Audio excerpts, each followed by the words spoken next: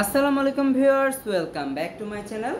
Viewers, আজকে আমি perfect স্বাদের একটি মিষ্টি দই নিয়ে হাজির হয়েছি।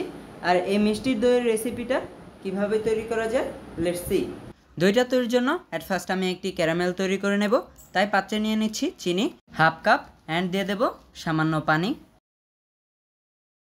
এখন এখানে একটি কালার আসা পর্যন্ত এটাকে আমি জাল করে নেব। ভিউয়ার্স, এখানে একটি হালকা কালার চলে এসেছে। এখন এখানে আমি দুধ অ্যাড করে নেব।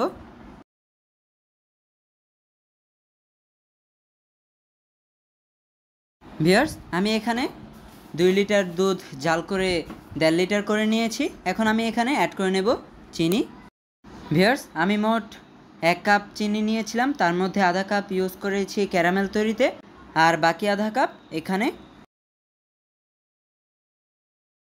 দুধটাকে জাল করে আমি আরও অনেকটা শুকিয়ে নিয়েছি। এখন আমি এখানে অ্যাড করে নেব সেই ক্যারামেল সহ দুধটা।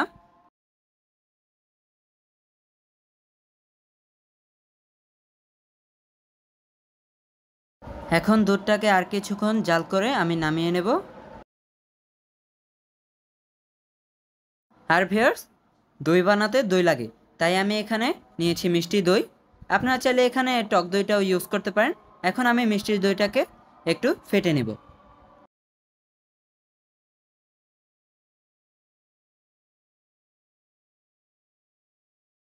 এখন আমি সেই দুধে একটু ফেনা করে নেব যাতে দইতে সর পড়ে।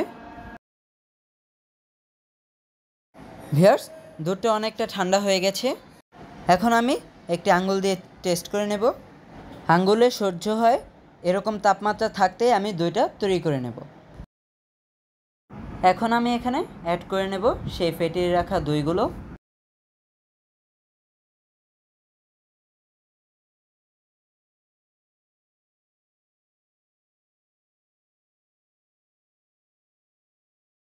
ভিউয়ার্স, আমি এখানে একটি মাটির পাত্র নিয়েছি দইটা জমানোর জন্য। আপনারা চাইলে যে কোনো পাত্র নিতে পারেন। এখন আমি এখানে সেই দই মিক্স করা দুধটা ঢেলে দেব। ভিউয়ার্স, এখন এটাকে আমি ঘরের একদম উষ্ণ একটি স্থানে রেখে দেব ঢেকে।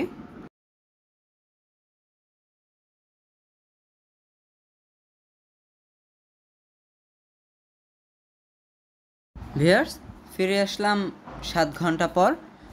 আর ভিউয়ার্স, তৈরি হয়ে গেল আমাদের এই দুর্দান্ত স্বাদের মিষ্টি দইটা। আর এটা কিন্তু বাসায় অবশ্যই ট্রাই করে দেখবেন। এটা তৈরি করা খুবই সহজ। আর ট্রাই করে যদি আপনাদের কাছে ভালো লেগে থাকে, যদি আসল স্বাদটা পান, তাহলে ভিডিওটাতে অবশ্যই লাইক করবেন অ্যান্ড কমেন্টস করে জানাবেন এটা কেমন ছিল।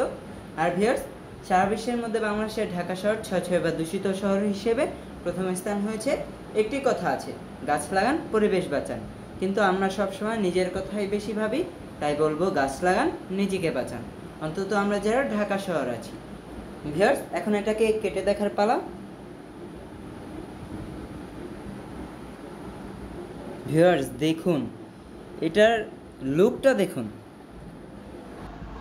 আর ভিউয়ার্স, এটা কিন্তু অবশ্যই বাসায় ট্রাই করে দেখবেন। সবাই ভালো থাকবেন। আল্লাহ হাফেজ।